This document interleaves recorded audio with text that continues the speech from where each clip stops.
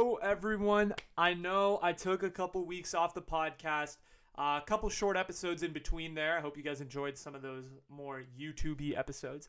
But here we are, back at it again with another episode. And honestly, doing something and doing a podcast topic that this week scared me a little bit. This week, I decided to take on the topic of domestic violence and how it impacts us as a society. I know, heavy stuff.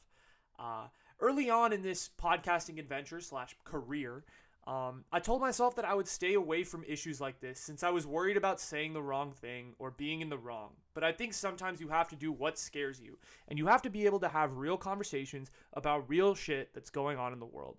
And so, the essential question for this episode is, how does domestic violence affect all of us?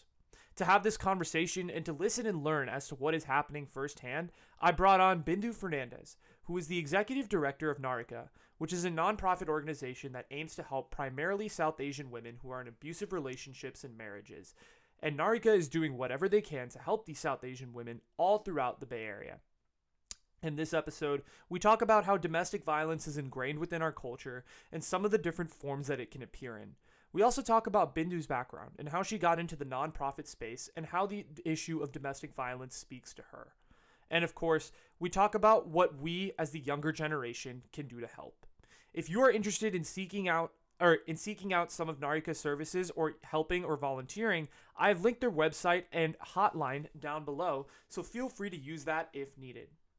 And of course, before we start, I'm going to add a trigger warning, as throughout this episode there are mentions of physical and emotional abuse and other things that could potentially be sensitive to those who are dealing / have dealt with domestic violence. So please be aware before you proceed through the episode. Anyway, without further ado, here it is, episode 17. Cue it up. All right. Coming to you live from my parents' house, we got episode 17 here of the Essential Question podcast. And today, I'm very honored to bring on someone that is doing a lot of good work, a lot of work that's very important throughout the Bay Area. And that's Bindu Fernandes. How are you doing? I'm doing great. How are you, Anuj? I'm doing good, doing as good as we can. We were talking about this a little bit before the podcast. The weather's been amazing, so and that just increases the mood, I think, for everyone. So that's always a plus. Yeah. But before we fully really hop into what we're talking about today, the essential question of the day is a little something more serious than what I'm used to. But I think it's a very important issue, and I think it's something that we should talk about. And that's, how does domestic violence affect all of us? And by all of us, I mean like society and even the bystanders and the people who aren't necessarily directly involved. And the reason I brought on Bindu today is that, well, as she's going to explain right about now, and my next question is that she is the executive director of Narika. And so with that, Bindu, would you like to tell the listeners a little bit about what Narika is and what your role is within the organization? Sure, yeah. So Narika was started 29 years ago by 6 immigrant Indian women who decided that there was something the immigrant community had to do about domestic violence, because domestic violence does affect all of us, back to your essential question, but also that it may affect us differently depending on our cultural beliefs, our religious beliefs, just our upbringing. There's just so much of that plays a role in how how we deal with trauma or how we deal with difficult stuff. So that's how it was started 29 years ago. And there's a lot of fantastic services that the organization provides for anyone who is experiencing domestic violence. I will add one extra thing, that it's not just domestic violence. We also serve anyone affected by relationship violence, or say if you're in a teen dating relationship and you're affected by abuse, or it's a toxic relationship, or there's violence happening, which we know a lot of our young adults are experiencing as well. That's really the purview of what Narika does. I'm the executive director, which means it's kind of the CEO term for nonprofits. And it just means that I lead the organization, I lead the team, and I'm able to support the team and really the work that we do within the organization in my capacity as executive director. Okay, nice. So quickly, just about your background, is it in have you worked in nonprofits like throughout your professional career, or are you from another field and you kind of just got interested in what Narika was doing and kind of transferred over here? Like, what's your Yeah. story? Very probably non-traditional nonprofit story. So I grew up in a very Indian conservative family that I'm sure nonprofit experiences was not a goal. No one really Yeah. grew up. So our parents didn't teach us to do things like, oh yeah, do community service. It was much more, hey, study, get good grades, get a work in a field where you earn a lot of money. So I graduated and got a job at Google and worked there for 10 years, did tech, did marketing, policy work, just did a whole different thing before. But while I was at Google, I had one of my, a senior executive or like a mentor of mine, share a story of domestic violence. And this was when I was in my early 20s. I remember looking at her and thinking, you don't fit the image of what I expect a domestic violence survivor to look like, because you're fantastic, you're a boss lady, you're this person I look up to. What do you mean you have something happening at home? What do you mean you're in this relationship where you've been abused by your partner or your husband for, say, 30 years, right? So I remember that moment. I didn't know what to do about it. Like I said, I was in my early 20s, and someone Right. telling me the story is like, whoa, I can't deal with it. So I remember having that moment, continuing with my career. But 10 years later, I left my job at Google, whole separate story, and then took a break, took a 6-month sabbatical, traveled around the world, and then started my own business. So again, the plan was never to move into nonprofit space. I started my business. I did that for a couple of years. But that's a moment that I decided, I remembered that story from many years ago, and I said, hey, I want to do something about it. So I started volunteering in the space. I volunteered. I got trained to work in domestic violence, sexual assault, human trafficking. And while I started volunteering, and this was in the Bay Area, I was shocked by the frequency and the intensity of what was happening. Now, Right. I will say that I grew up in the Middle East. My parents are Indian, and so I was I moved to the US 10 years ago. And I didn't expect that in the Bay Area. That was my big revelation for me. I kind of was like, no, we're more evolved than that. Of course, there isn't domestic violence happening with the intensity that it was. But as I volunteered, I started realizing, wow, nothing really changes just because Hmm. you're in the US. Those mentalities, the belief systems, none of that really changes. And so volunteering in that space for a long time, it became very clear to me I had to do this work full time. And it was a very sad realization for me, because Right. I was like, "Ooh, this means I'm gonna be poor forever. I'm not gonna earn money." And it was just this. I kind of sat on my conscience, and I was like, "I will not move into the nonprofit space," and I refuse. This is not me. I will not do it. I will volunteer, but I don't want to move into this space. But it took me, like I said, a couple of years, and I said, enough is enough. I need to do this work when I still have the energy and the enthusiasm to do it. And sure, I could wake up in my 80s and say, I've retired, let me move into the nonprofit space, but that's not a Hmm. choice I wanted to make, or a choice that I wanted on my conscience. And so in 2018, I kind of made that choice. Like I said, a sad kind of choice about like, gosh, I have to do something about this. And then 2019, I moved into the nonprofit space and started in this role in Narika. And really having done this work for 2 years in the nonprofit, officially in the nonprofit space, I'll say it's probably the most rewarding and the most difficult job I've ever done, Yeah. because it is difficult work, but it is meaningful work, and it's important work. Yeah. For So sure. that's kind of my journey. Yeah. Yeah, that's a crazy journey. I mean, we went from the Middle East to college to Google all the way back. It's a crazy, it's crazy how life is. Um, but like you were talking a little bit about the mentalities and how like cultural belief systems kind of remain the same, even though like we've kind of transplanted from India to America, from any part of South Asia into America. So talk a little bit about like how you kind of see these mentalities within particularly South Asian culture manifest themselves here in the States. I think there is a lot of gender roles. I mean, that's a loaded question.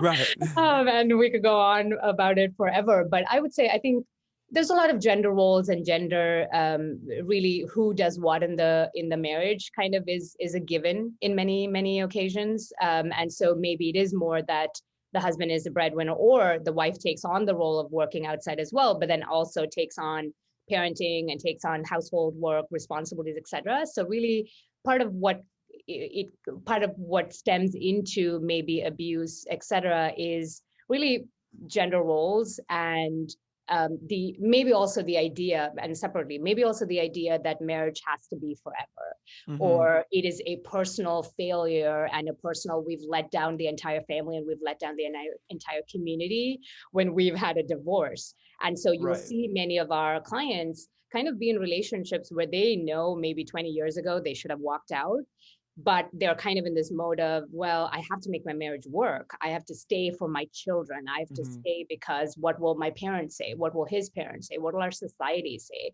And so there's a lot more emphasis on what will the community and what will this tight-knit community say about what is happening. On other occasions, you'll see things like, well, the abuser or the person causing harm might be someone that's known in the community, is someone probably that is a famous CEO at a big company.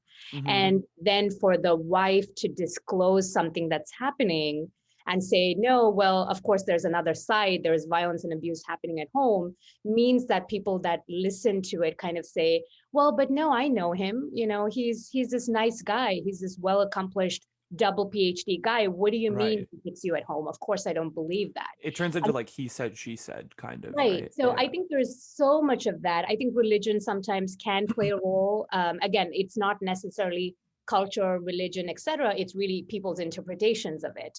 And so sure, our culture and our religion has excellent values, but really people's interpretations could say things like, you have to stay no matter what. That's just how we do things.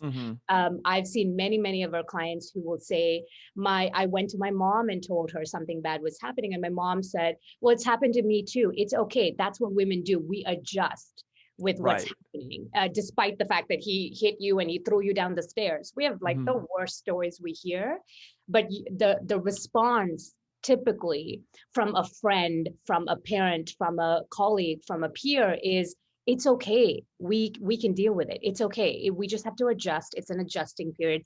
Maybe things are bad at his workplace. Maybe this is happening. So you're kind of in this denial/explanation mode of all the reasons why something is happening to you, rather than taking a step back and saying, isn't that wrong? And well, I'm angry too. Well, I don't like throw things at people. And so all of that, right? So maybe we're deviating a little, but there's so much complexity to even things like, do we talk openly about relationships, about sex, all of that? If we don't have that upbringing in our homes, then when something really bad happens, who do we confide in? We don't particularly feel maybe that we can confide in our parents, et cetera. And all these things kind of combine entertainment, right? What is the role of women in entertainment and media?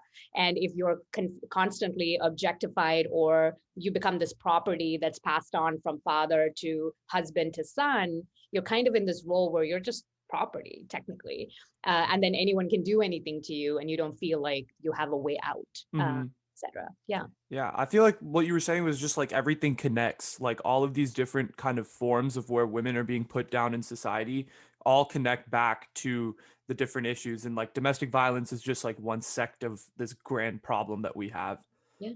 Yeah. And and we see that about social issues in general, right? They're all interconnected. And I think that's the big learning, that they're all interconnected. The fact that women don't earn the same amount of money in the workspace, guess what that means? It means when she needs to play an abusive relationship, she's not financially secure. He is. Right. And so what do all these things play, how all of these things intersect?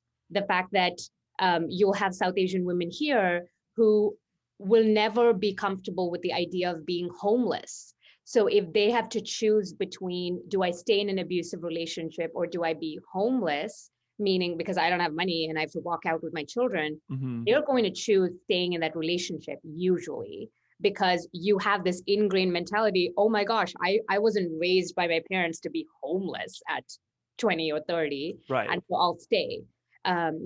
Things around interfaith marriages. We've had clients who are interfaith marriages, their parents kicked them out of the family. And now after that, after everything, you fell in love with this perfect person, your parents rejected you, your community rejected you, you decided, whatever, I'm going to marry this person. And now what if that person starts hurting you and abusing you? You don't have anyone to go back to, but it roots in this your community threw you out because of an interfaith marriage, which, by the way, what's wrong with that? And why is Exactly. that a thing, right? Right. Or you were in a same-sex marriage and your family threw you out and your parents threw you out. But that then, when that person now is in an abusive relationship, who do they turn to? There is no one in the community to turn to. Hmm. So all these things kind of collide, right? In these in how it plays out in our lives. Yeah. Yeah, that's interesting. So I just wanted to clarify real quick. So Narika is open to all women that are struggling, right? Not just South Asian, or is it particularly just for South Asian women? Correct. So I will take it one extra step and say, so Yeah. anyone who's experiencing or has experienced domestic violence, abuse, relationship abuse, partner violence abuse, not just women, men as well, and anyone who identifies with any gender, any race, any ethnicity, etc. So of course, primarily we serve South Asians because our counselors have the ability to understand their cultural backgrounds, etc. Hmm. Really, no one, we say no to nobody, and we've had male survivors who've reached out, and there's a whole stigma around that, right? Right. Around, just imagine being a man, a South Asian man, and then kind of having to admit to the fact that you're abused at home. Hmm. So, anyway, but yes, in general, we serve anyone Yeah. affected by gender violence. Yeah. So I just wanted to transition to this real quick. So I feel like as someone, so I did a little bit of research before this, and I did like a quick search of domestic violence like resources just to see like what would come up as kind of like an experiment, and it was really overwhelming for like me, let alone individuals that are actually like trying to find these resources that they need to get out of their situation. So how does Narika kind of like find the resources that are good and like streamline the internet, so to speak, to find like resources that are appropriate for each individual case? That is such a great question. It's probably the $1 million question for us, where you are correct that first of all, what someone needs when they're experiencing abuse is insane. Just Hmm. the amount of things someone needs. Now, you might need a lawyer. You might need to figure out parenting. You might need to figure out child custody. You might need a restraining order. You might need to find employment. You might need to find housing. There's just so many things a person needs. And people also underestimate that. You underestimate what someone needs when they're fleeing trauma. You need mental health services. Let's talk Hmm. about the stigma around mental health services within Right. the South Asian community, right? Let's talk about the stigma around divorce for women in the South Asian community. All of these things, but all of the things that someone needs when they're experiencing abuse or has experienced abuse is crazy. Now, what Narika does is really try to consolidate as much as we can based on a city, a county, based on the cost of these services, because sometimes someone cannot afford a $300 per hour attorney. And so Hmm. you have to find a pro bono attorney versus someone who says, hey, I have the money for it. I just need the best attorney. So really depending on price or where they're located or based on services, Narika attempts to consolidate, and we have resources that we have within our organization. But also what we attempt to do is vet these resources as best as we can. Now, what we understand many times is when, say, a South Asian survivor might go to a non-South Asian therapist. Well, sometimes it works out, sometimes it doesn't, because that person may not understand the cultural background and the cultural identity Right. this person relates to. So a lot of what we attempt to do with our resources is also say, hey, let's vet it. Is that person culturally responsive? Is that resource culturally responsive? Because sometimes that resource needs to speak the language. Other times they just need to understand that cultural identity. Other times it is things like, well, an attorney went, 5 people went to an attorney and then all of them said, we hate that attorney. And so what Narika attempts to do is say things like, okay, well, that's good for us to know. We know that now the 5 clients that went to this attorney, they didn't like the outcomes of what happened, or they didn't like the unresponsiveness of this attorney. And so we will keep notes on all of our resources because we keep evolving our resources based on that. Yeah. Hmm. Nice. Um, so like, I mean, when I was looking at it, like, I feel like when you think of domestic violence, you kind of think of like the immediate impact, particularly as like a bystander or someone who's like trying to research this. But like when you like look further into it, like I did, like I didn't like even realize the sheer amount that like you have to think about, whether it be like financial or parenting or lawyers or like all of these things. It's crazy. Like the whole it's like your whole ecosystem is almost just being like shifted, Correct. and you have to And like, yeah. yeah, and even things like friends. A lot of our clients will tell us that after a divorce, and a very ugly one, because they were abused or hurt, right? Physically hurt or assaulted, they will say that their friends, their social network, their peers all kind of had to choose or wanted to choose which side of the person, like basically Right. which side they wanted to be a part of. Mm-hmm. And so you'll see many of our clients say, well, all these friends I knew for the last 15 years as a couple, those are not my friends anymore. And I don't have friends anymore. And that's ridiculous, right? But that's one of the outcomes, a less expected outcome of even something as a divorce. Or we have clients who 20 years later, if something specific happens, like a smell or a sound, you're triggered right back to something that happened 20 years before. Mm-hmm. And it could be your partner strangled you. It could be a smell connected to your partner. But imagine 20 years later, and again, these are people that 20 years later, you see them, they're out and about in the world, they look amazing, but suddenly something might trigger them and you have no idea that really what happened was this crazy instance, right? So Mm-hmm. the long-term repercussions of abuse and trauma is really, I don't think we talk enough about it. What it means for the children, there's so much studies on, if a child grows up in an abusive family, what does that mean for that child, whether they witness it or not? Many times the children have to grow up and be adults very quickly.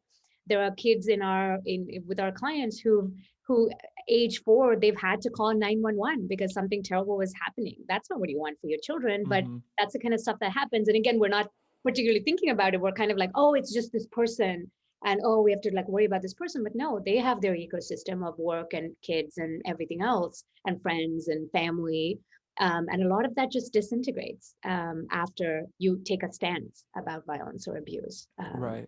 Yeah. 100%. And I was looking into kind of more like the financial impacts, because I feel like when you have like a domestic, and I heard this on another podcast, when you have like a domestic abuse or like domestic violence within a relationship, like money is definitely like tied to like abusers and power and all of these things, and it has like this negative connotation. So like, how do you guys kind of help with the financial implications, and like, what do you think the relationship is between like money and domestic abuse? Yeah. I mean, financial abuse in general is a big concept, especially within your South Asian communities that Right. hold money to be a very high standard of worth. And so you will see that we have clients who will say things like, I'm working, but still I don't have access to the money at home. Or I'm given a $20 budget to figure out everything else. Or I don't even have money to pay for my medication and my kids' food, etc. Despite the fact that your family is kind of well-to-do and you have money, both of you Mm-hmm. work, but at home, one person decides they're going to take the decisions around money and not both parties. Or one person decides, I will hold all the money and I will choose not to let you have access to the money. So this is a big thing that comes out, like controls on finances. We have clients who will say things like, well, I have to have a budget. I have to account for my mileage at home. Like I have to actually tell my husband, okay, I went from here to here, so I spent this much in gas and I did that and that. Well, really, both of you earn, and really, you should be able to access money equitably. Mm-hmm. So I think abuse and financial control, things like not getting access to your necessities because your partner decides that's too expensive. All of those, play a role. But then, yes, when you're leaving or attempting to flee, there's also the financial considerations you have to take. And most survivors will say that's one of the biggest reasons they cannot leave. Mm-hmm. Because even if you are working, imagine having to leave and deal with the prices in the Bay Area. That's Imagine, yeah, right? that's what You, I was you have gonna say. you have two Yeah. kids and you're kind of like, okay, now I'm the single mom, like overnight. What the heck do I do? Right. Do I pay rent? Do I pay for my food? What do I do? Now I'll add that COVID-19 has made it worse, Mm-hmm. where a lot of the women have lost their jobs And so you're seeing these single moms who fled abuse, they're with their 2 kids, they've lost their jobs. It's been a year now. And how do you deal with food and necessities and rent and medication and everything else? Right. So financial stuff does play a big role. And really what Narika does is really support as much as we can in Mm-hmm. terms of, we do weekly food distributions at the office here. So when people need necessities like food and groceries and essentials like, laundry detergent, et cetera, whatever, Narika is able to support with that. Right. In extreme situations, Narika is able to support with financial aid if that is needed. So, hey, I need is much stay while I'm fleeing abuse. That's something Narika can support with. Hey, I need transport to run out of my house. Okay, great. Narika is able to support with that. So there are instances that we're able to provide financial aid. And we stepped up a lot of that last year. We provided cash assistance for a lot of our clients. Mm-hmm. But really the goal with Narika is always that we want our survivors to be financially independent. So Narika does a lot of job programs. We're really supporting our clients get jobs and employment and financial stability. For sure. Um, so you kind of mentioned COVID in your last response. So I wanted to talk a little bit about kind of the role of COVID and how it's really amplified the issue of domestic violence since kind of women and really everyone is forced to like be within one space. So how is the problem of like COVID, or how has COVID kind of shifted this problem and changed the circumstances? Like what are the trends that you're seeing now? It's been a year, so. Yeah. I would say that right away we knew that domestic violence and abuse was going to increase, and we kind of were like, "Ooh, let's hope it doesn't." And of course Mm-hmm. not. It happened. We knew that people in close quarters, without any way to like escape and be out, were going to have increased levels of abuse and violence. So this became like a global phenomenon where really in every country, I believe there was more than a 20% increase in domestic violence and abuse happening. Just in Narika alone, when the shelter in place started, we saw a threefold increase right around COVID-19 of cases coming in, because really people were in close quarters. There was increased drug and alcohol, substance use. Mm-hmm. There was a lot of the angst around responsibilities of household, parenting, all of that angst was like building up.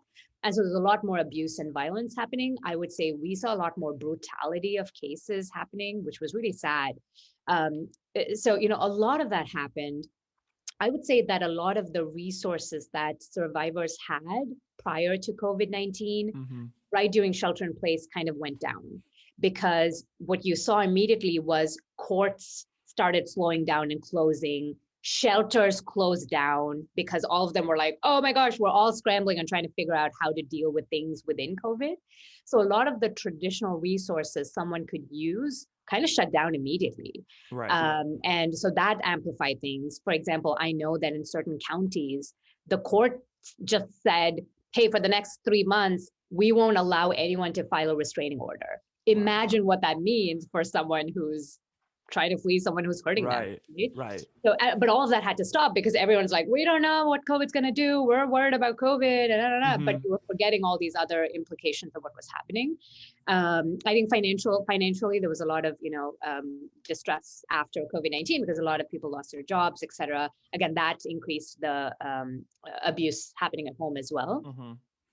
I also want to add, and this is maybe not this is not maybe a COVID thing, but it increased during COVID, was there is a lot of control and coercion that happens with technology.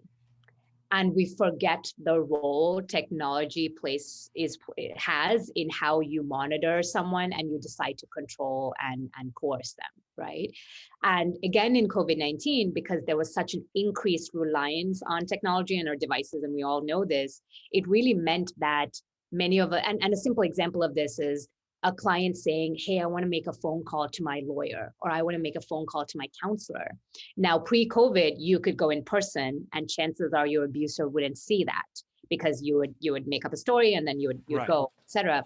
But now in COVID, you'd had to do it. First of all, you would have to do it at home Mm-hmm. while your abuser is there, which you can't do. But also chances are your abuser is monitoring your phone or monitoring your your devices. And what does that mean in terms of how you access support and how you access resources and how you access help or 911 or anything, right? Because you could call a counselor, but your partner finds out and then what? or you could call a lawyer to figure out your stuff. But then what if your partner finds out? So Mm-hmm. I will really add that when you think about South Asians and their role and their understanding of tech and their role in tech, and then genius, amazing, smart South Asian people Right. choosing to use their genius at home to harm somebody else. What does that mean in terms of technology and abuse and coercion and control? Mm-hmm. We've had survivors who will say things like their home monitoring systems, like their cameras, are used against them because the person's monitoring at all times. They know what's happening. They'll kind of maybe stage an incident so that they can then call the police on their partner, etc. Right. So yeah, the fact that South Asians are great at tech also means that we use tech a lot more to abuse and control our partners.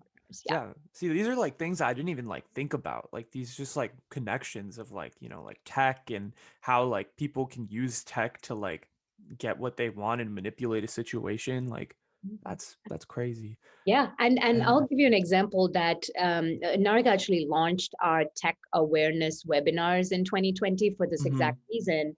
And I remember sitting in that conference, and one of the most important things I learned that day was how so much of tech and privacy and confidentiality is designed thinking that the hackers are strangers, right?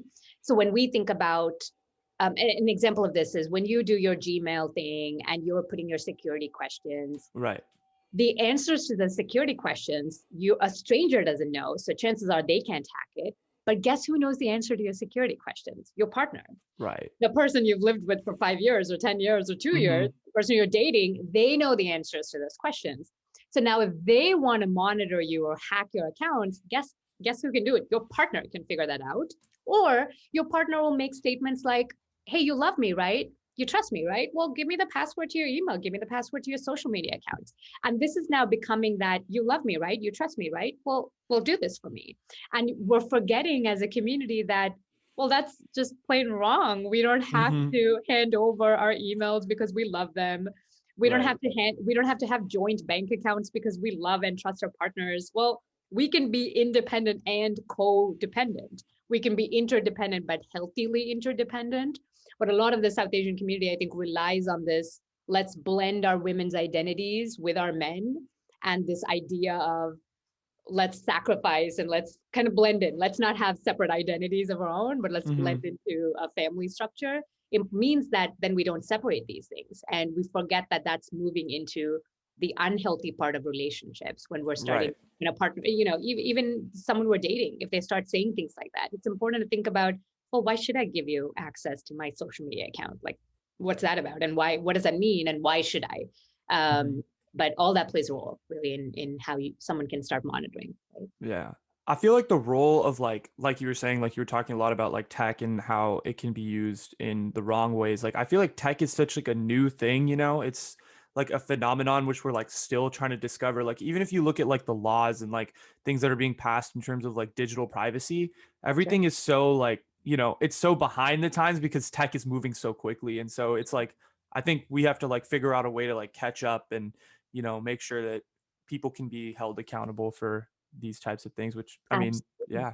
Yeah. And an example of it is if someone is being monitored by tech, if you went to law enforcement and talked about cyber harassment or cyber bullying, I wonder how many people in law enforcement will either take that seriously or know what to do about it. Or Hmm. is there a law that protects us against it? And even those laws, aren't they considering strangers as the people harassing you, not your partners as the people harassing you? Because we're still just starting to think about, oh yeah, the strangers in Nigeria are going to hack our systems, right? But Right. no, well, it's your partner that you live with at home that's hurting you and abusing you through tech. And we just did this we did a second tech webinar recently. And one Hmm. of the examples that came up, and this was a real life example, was how the husband or the partner, the abuser, used the child's phone and hacked into the child's phone to find the whereabouts of the mother that had Wow. split, right? And then showed up on the mom's date or wherever and then we hurt her, physically assaulted her, right? But you're not even using now your partner's phone, you're using your children's phone because your child loves you and your child is going to hand over his device to you. Mm-hmm.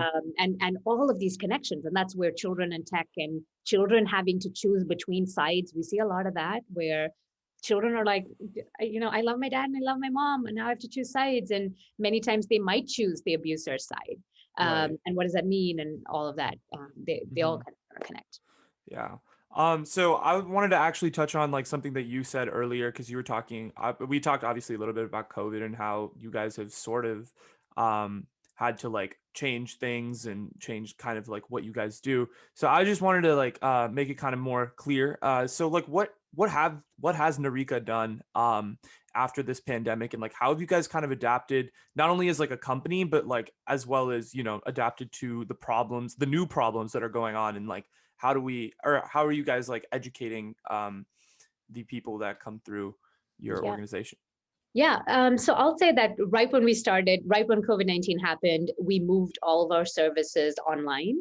So we used to do counseling services. They used to be in person or over the phone. And then, of course, after COVID, we knew that we couldn't do anything in person anymore. Mm-hmm. We just moved all of those services online. So that's our counseling services, our support groups, which we do for our survivors.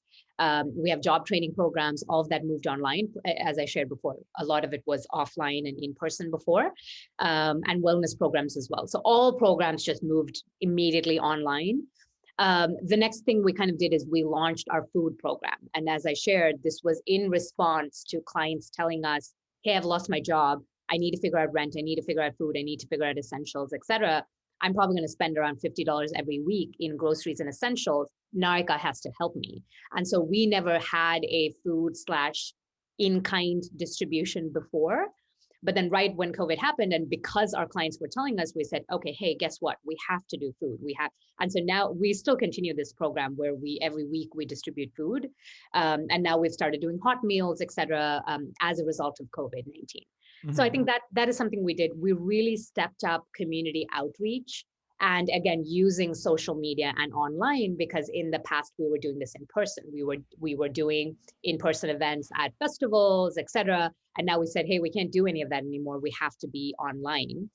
And also we have to reach our communities within their homes, because chances are this client or this potential victim of domestic violence may not be stepping out of their home. So how do you get into their homes?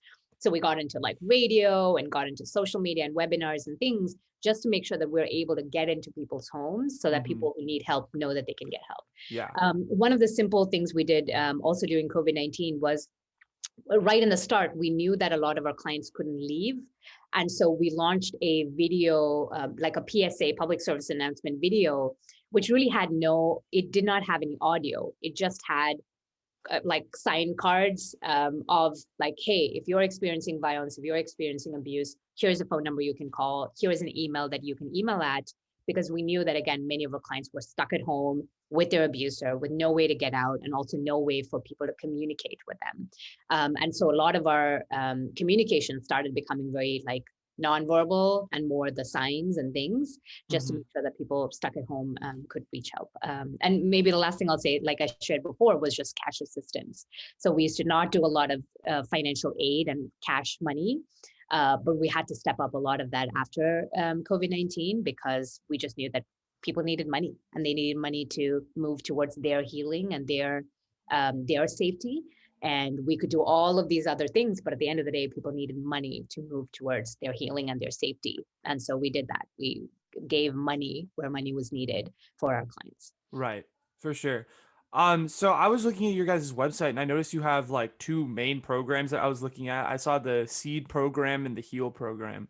Would you like to talk maybe a little bit about those two programs and what exactly their functions are for both of them? Sure. Yeah. So we have 4 programs, and I'll say maybe the primary program that we have is our Helpline. So the Helpline is that 1-800 number that's on our website, and our website is www.narika.org. And that 1-800 number, which you will see prominently on that website, is the number that anyone can call into if they're experiencing domestic violence or abuse, relationship abuse, or have experienced it in the past. We have had clients who may have experienced it 10 years before, but they call now. Or we've had friends of someone experiencing abuse that call in. Maybe a peer of someone experiencing abuse, a family member of someone experiencing abuse that calls in as well. So that 1-800 number is really the best number that anyone can call should they need support or services. All of the services are confidential. We speak, the counselors here speak a variety of South Asian languages.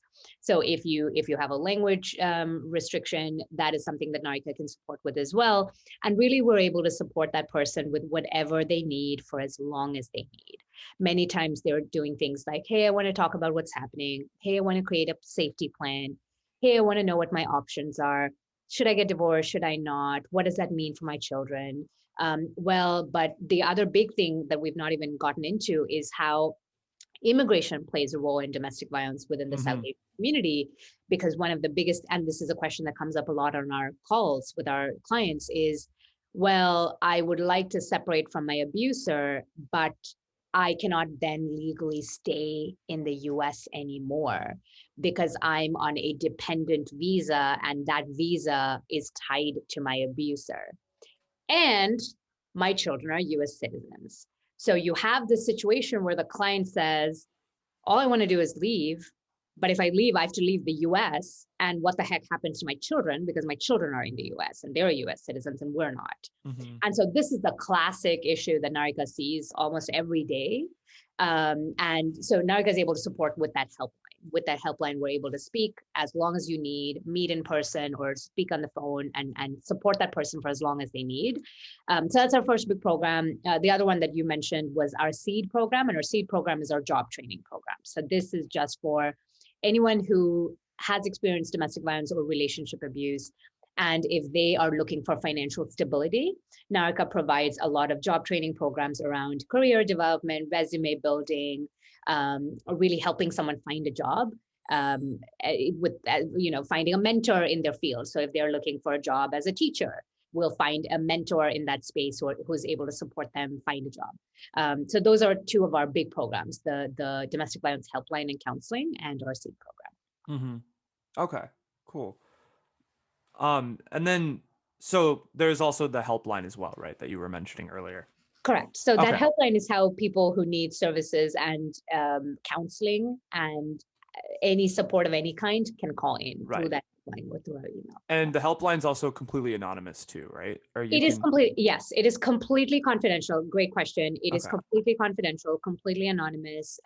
It also means that if someone wants to call in and not even tell us their name, we're fine with that. Because what's interesting is, again, in the South Asian community, you will see people that say things like, ooh, I'm afraid that the counselor on the other line knows me. Right. Because the South Asian community is small, right? Yeah. And then you're terrified because they're like, oh my God, they know my husband, they know my kids, right? And they'll be able to like piece together everything. Yeah. Correct. Now, the reality is, even if you told us your name and we know you, it's our confidentiality laws are similar to therapy and to a doctor. Your therapist is not going to come out in public and tell what happened. So it's the same laws, but a lot of people are still very nervous when they reach us. So one thing we always say is, you don't even have to tell me your name. You don't have to tell me anything. If you don't want to, if you're illegal in the country, you don't have to tell me that. I don't care. It doesn't matter to me. I'm not the police. I'm not law enforcement. I'm not any of these people. I'm your counselor and I will support you no matter what. So if you want to tell me your name, tell me your name. If you want to tell me your immigration status, tell me that. If you want to tell us what you want to tell us, but you don't have to tell us anything in order to receive services. Like, as long as you're someone affected by domestic violence or relationship abuse or partner violence, we're able to support you despite knowing your name or not knowing your name. And everything is confidential, which means we will never tell anyone else what you're telling us. Okay, cool. And then I was going to ask you, do you when you look at cases, do you tend to see a lot of general trends and patterns within the South Asian community in terms of stories that you hear, or is it very nuanced for each individual case? And how do you kind of proceed with each situation differently? Because I know different circumstances could lead to different approaches and stuff. Yeah. I do think there are absolutely general trends. I think general trends, the generality that we have to understand is that our South Asian community is phenomenally smart and brilliant. Mm-hmm. And again, what I said before, which is if you find smart, brilliant people that now choose to do bad things, it really means they're smart about not leaving a trail. They're smart about Right. not getting caught. They're smart about using sophisticated ways to abuse and make that other person feel like they're crazy. Like we have survivors who will tell us their partner did an elaborate thing over years in order, like, it's not these kind of short game kind of things. You Yeah. have brilliant people that say, I'm going to take 3 years to get to the outcome I want. Mm-hmm. And many times the abuser's outcome is, I want to retain all the money that I've made, because our South Asian people, like I said, are into money and Money. Yeah. right. And so when people separate, you'll see many times the abusers do things like they're playing this game to ensure that they keep as much of the money as possible, despite the fact that California has a 50-50 law, which means that any money earned within a marriage, if you separate, you're supposed to get 50% of it, no matter what, Mm-hmm. right? But you'll see all these brilliant people that when a divorce happens, they're doing all these things. They might transfer money to India. They might do these things. They'll do all these things. They might coerce their partner into signing a document and lying about what that document was about. Right. So general trends, I think, is there's a lot of financial abuse that happens, and a lot of financial control and focus on money. Immigration, as I shared before, plays such a huge role. The fact that many immigrants here have to worry when they leave an abusive relationship, the fact that they have to choose between, do I stay in an abusive relationship or do I leave the US, is a big trend. Mm-hmm. That immigration plays such a role. The rules and the policies around immigration plays a role in how this person decides whether they stay or leave. I think is a big South Asian trend. Cultural responses, the what will society think? What will my family think? What will all these people think?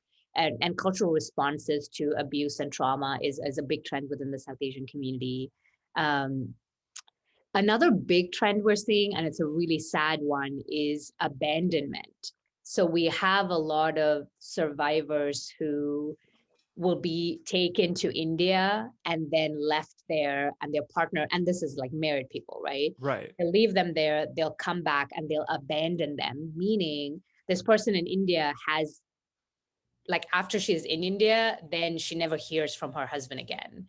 Or we've had, like, there are cases where your husband will, or your abuser will leave you on, like, by a grocery store and you'll never see them again. Or they leave one day in the morning and they're gone. And you're like, Wow. where, what? Like, so Yeah. that's a big, and there are many reasons why and all that, but just the trend of just abandoning our women or abandoning a lot of our client, like, survivors, is a big trend. And again, what's interesting here, Anuj, is that immigration sometimes plays a role. For sure. Yeah. Sometimes the person is abandoning the other person because they realize that, oh, actually, if I marry a US citizen, I can get my green card faster. And so the fact that many people come to the US and realize, oh, wow, as an Indian, it's going to take me 25 years to get a green Mm-hmm. card. Ooh, maybe I should just get rid of this person and then marry a citizen. And that's going to move my green card process along. So a lot of, the need to be a citizen, the need to like get a green card, and the fact that Indians take forever to get the green card or the Right. citizenship Yeah. means that a lot of these cases can happen as well. Yeah. Yeah. Yeah, I've seen like the green card process, and like I've had many relatives, and like my parents went through it and stuff too. It's a long process for Sure sure. is. Yep. Yeah, so I could fully understand like how that just everything connects, and it's very painstakingly long. Right. Sure is. Yeah. Um, and I was gonna ask you, does Narika like kind of work with other domestic violence organizations throughout the Bay Area, or are you guys like mostly independent and like trying to do your own thing? Like, what do you guys collaborate a lot, or you We tend to do. stay? We collaborate a lot. I don't think any of us can do this alone as an organization. So collaboration is kind of one of the pivotal things that we do to ensure we can serve as many people as possible. So we collaborate with, say, domestic violence shelters. So we have shelters in the Bay Area that we partner with, because Mm-hmm. if someone's fleeing abuse and they need a place to stay, they need a shelter that they can go to. So those partnerships help. We sometimes partner with other domestic violence agencies to provide our services for them. So, for example, if the food program that we're running, a domestic violence agency in Oakland might say, hey, I have clients that I want to send your way for the food program because we don't have a food program. And so we will refer clients to another agency or vice versa when they have services we don't have. So an example of it is a domestic violence agency may have lawyers in-house, and Narika doesn't have lawyers in-house. So our partnerships there are, hey, if we have a client that needs a lawyer, we're going to refer them to you. If you have a client that needs food, you're going to refer them to us, et cetera, right? So there's a lot of that cross collaboration, and just best practices, right? Like, how do we do this work better? How do we do it more effectively? We might have a client calling in from New York, and well, technically I can serve them, but on the other hand, isn't it better that I send them to a New York domestic violence agency? So if you look on our website, we actually have a list of all the South Asian domestic violence agencies in the nation. Okay. And we do that for a reason. It's because we get calls from the East Coast, we get calls internationally, and we can support them, but we know that it's better that they find a local person, or we support them with finding a local person. Yeah. Right. And you guys are in Fremont, right? That's right. Okay, cool. So right here in the Bay Area, homegrown, local. That's right. Yes.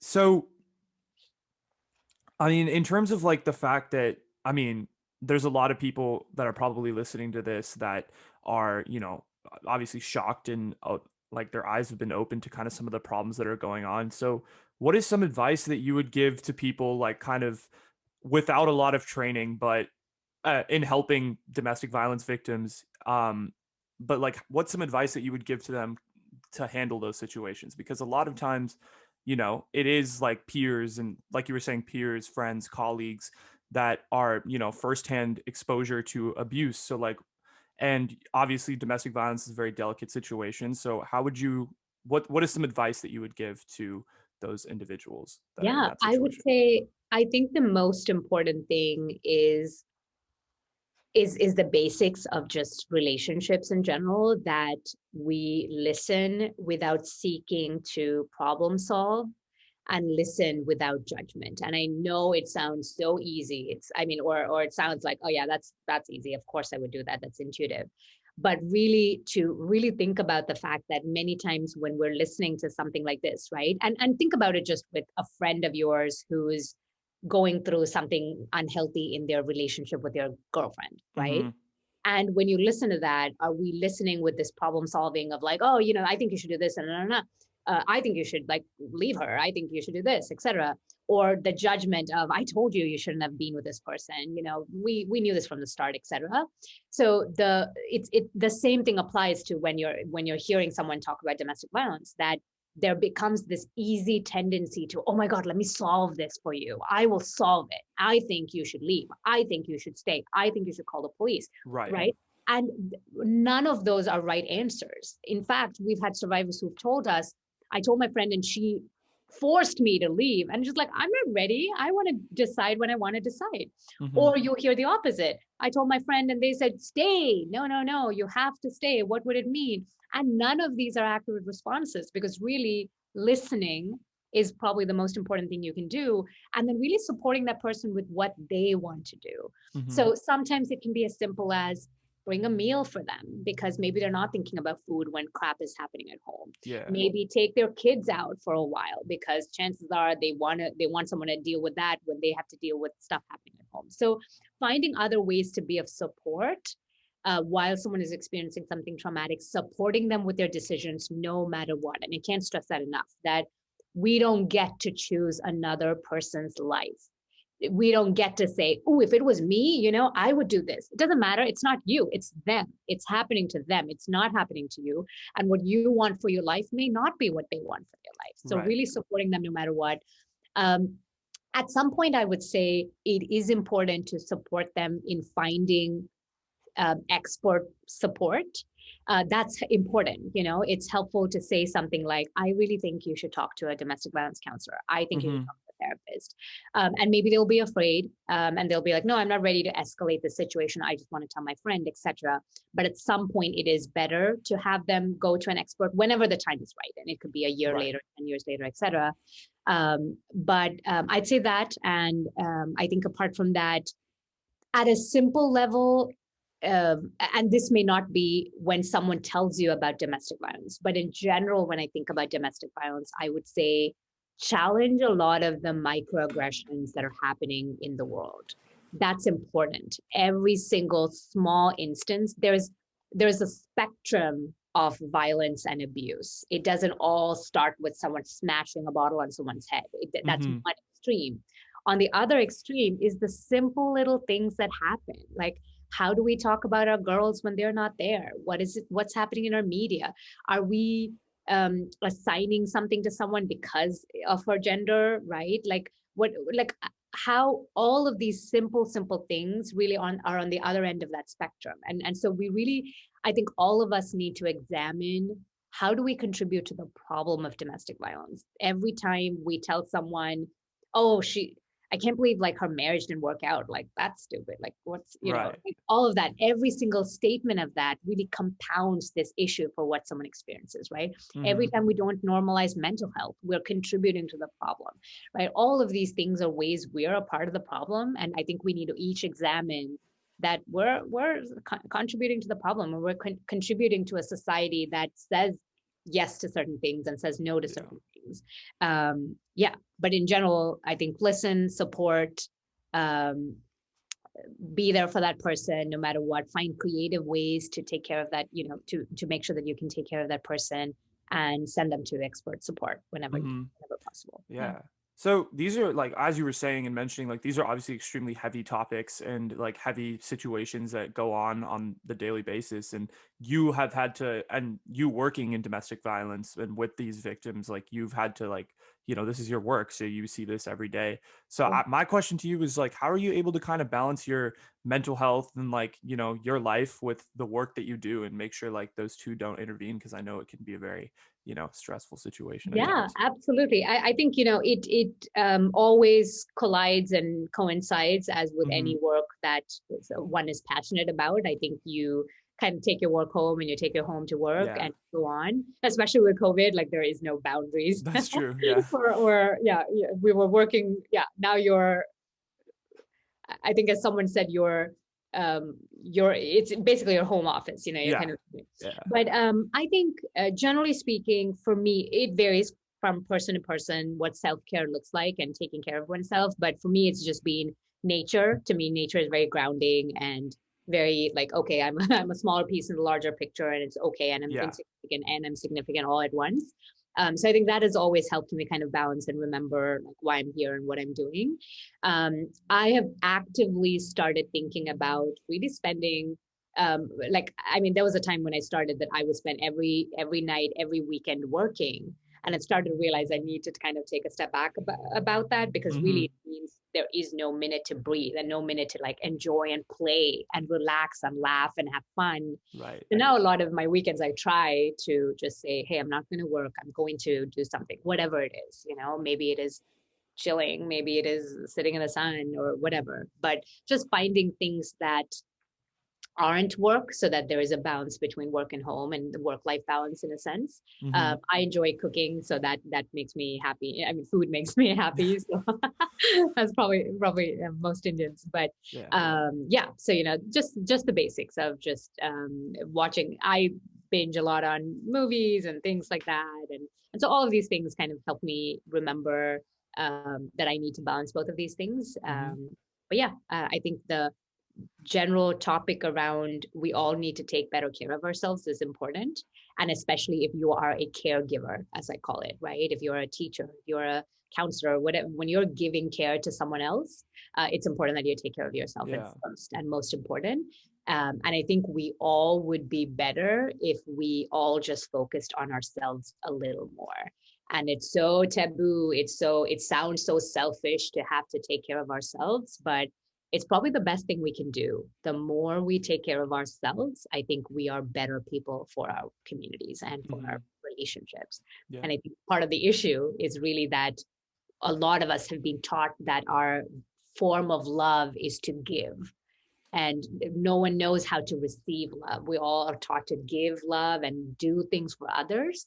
But I think as a community, we all need to start, especially our women, I think we need to normalize the idea of receive. Like, it's okay. Receive love, receive things for you. There's nothing wrong with it. Take time away, do something, paint your nails, just don't continuously give, because you cannot give from an empty cup. You can't Mm-hmm. keep giving and giving and giving. You have to start receiving, because otherwise you're going to get into resentment and bitterness of like, why do I have to keep giving all the time? For Or you may sure. love giving, but you're forgetting that you're empty, and you need to replenish the Mm-hmm. stuff within you. Yeah. 100%.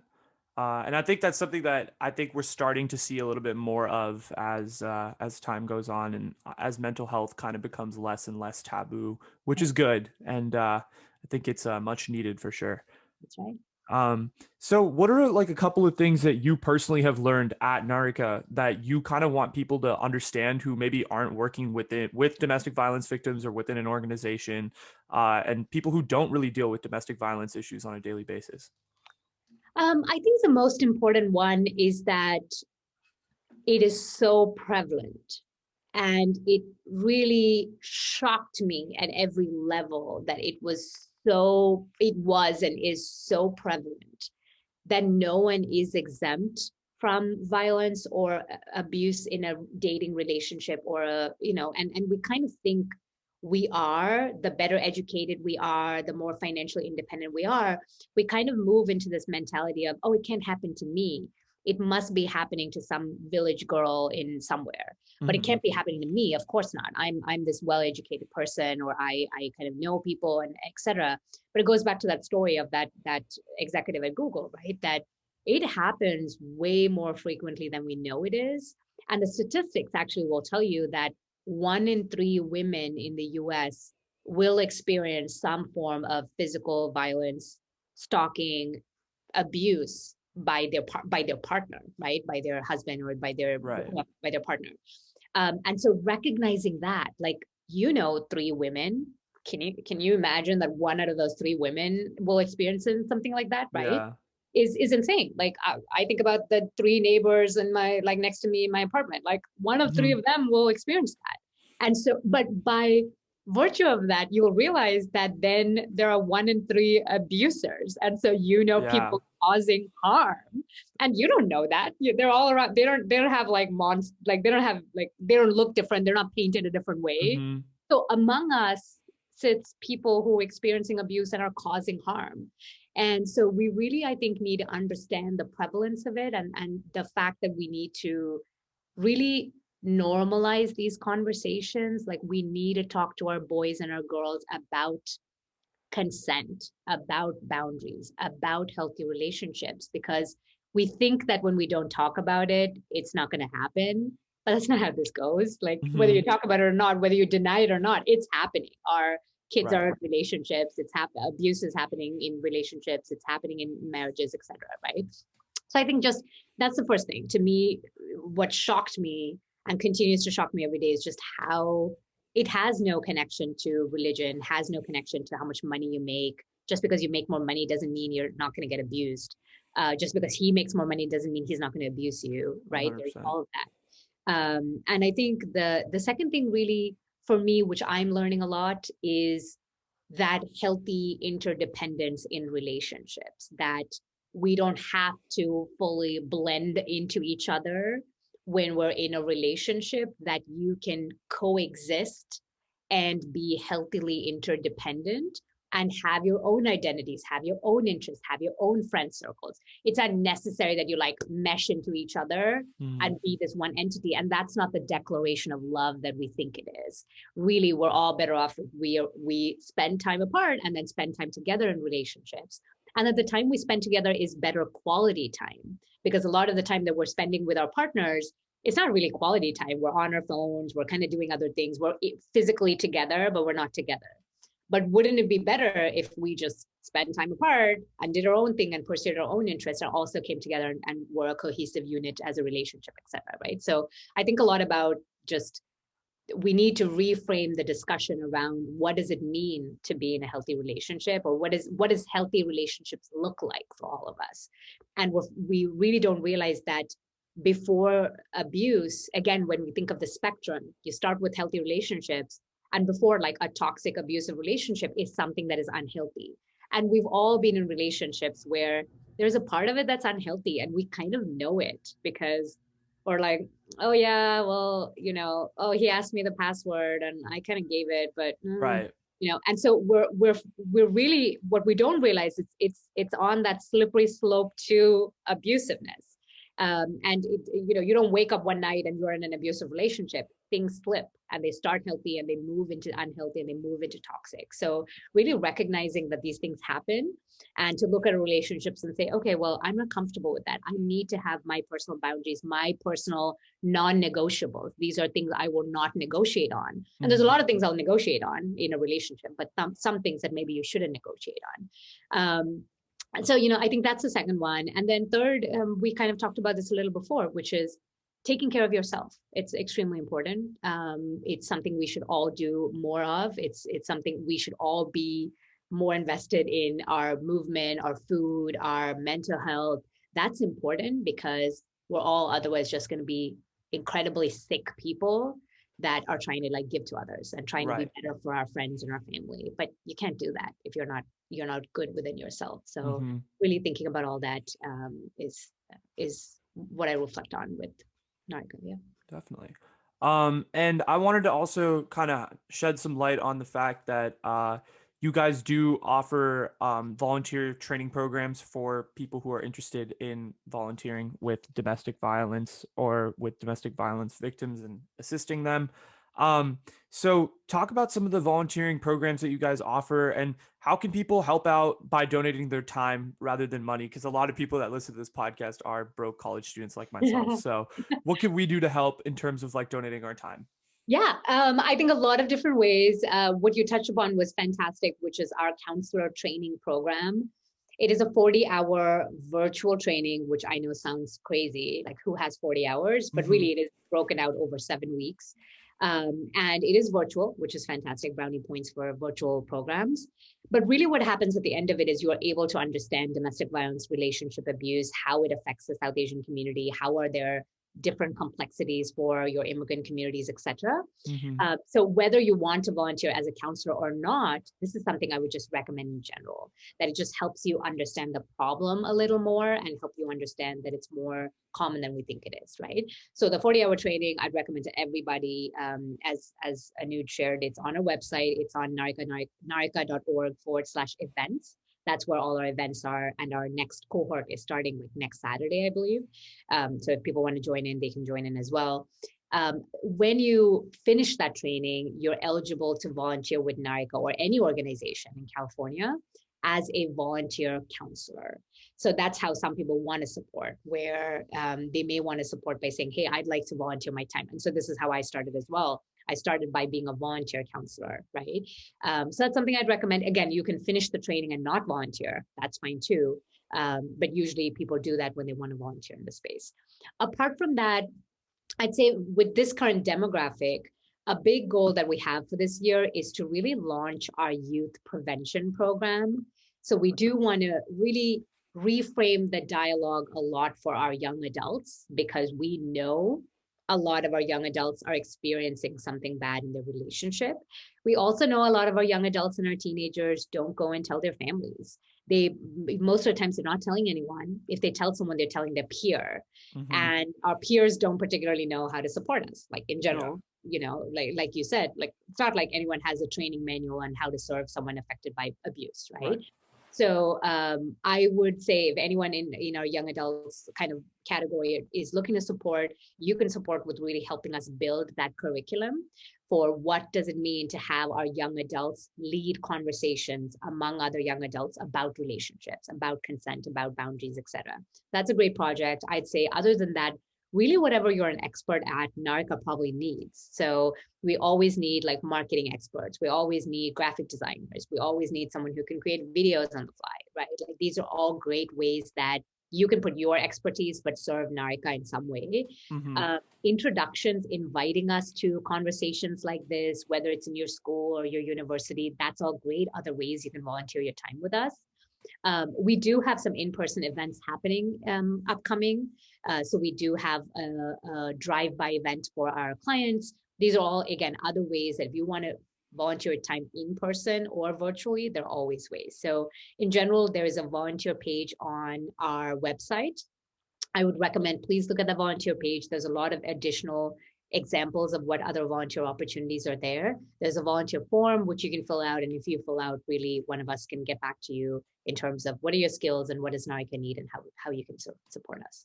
Awesome. And just last thing, so you guys were saying that you are Narika's or I can't talk. You were saying that Narika is starting to get on social media and stuff, and a lot of my followers tend to be pretty active on social media, so they'll hit you guys with the follow if you guys have any accounts or anything that you want to like plug. I can Yes, so we do have we have all the old social media accounts. Okay. So we have our Facebook account, which is at Narika Bay Area. So if you look for Narika Bay Area at Narika Bay Area, you should find it. We're on LinkedIn because we're professionals, and so we have LinkedIn at Narika Bay Area as well. We do have Instagram. It's also at Narika Bay Area. Okay. I do know we have one of our youth volunteer groups create a TikTok account. I haven't seen it. I haven't seen it, and so I don't know the name of the account, but I'm sure I can find it for you. Okay. But I'm sure we need help with our TikTok account, especially as we're talking about this issue. But yes, I think we're that's where we need our young people to tell us where to be, because we're in these platforms from like 10 decades ago. So yeah, that's great that you guys are getting on TikTok. That's awesome. I know we have a lot of TikTok fans in here, so are listening to this, so they'll definitely hit you with the follow. And on Instagram, I'll also, because I have Instagram, so I'll tag you guys when I post this, and make sure that everyone knows. And obviously, your website as well, right? So narika.org. That's right. Okay, cool. And do you have anything else you want to say to the people? Let them know. I mean, no, I think, one of my favorite YouTubers ends every video with the please know that you matter. And I think that's an important thing to say. I think each of us matter and each of our lives are important. And also everything we do, there's so much kindness and goodness we can do for our world when we show up. And it doesn't require money. It requires just recognizing every person is a person with their struggles and their shit to deal with. And recognizing that and kind of being like, hey, I can do something. I can be good in general, or I can be kind in general. So I think the general call is just let's all be a little more awake and awoken to the fact that it's not just about us and our lives and our misery and our homework and our things, but really there is a world that we're all connected to and we're all intertwined with each other's fates and destinies. And if we all just were a little nicer, I think we'd have a better world. So really focus on yourself, focus on others, do good to yourself and others, and be kind. Mm-hmm.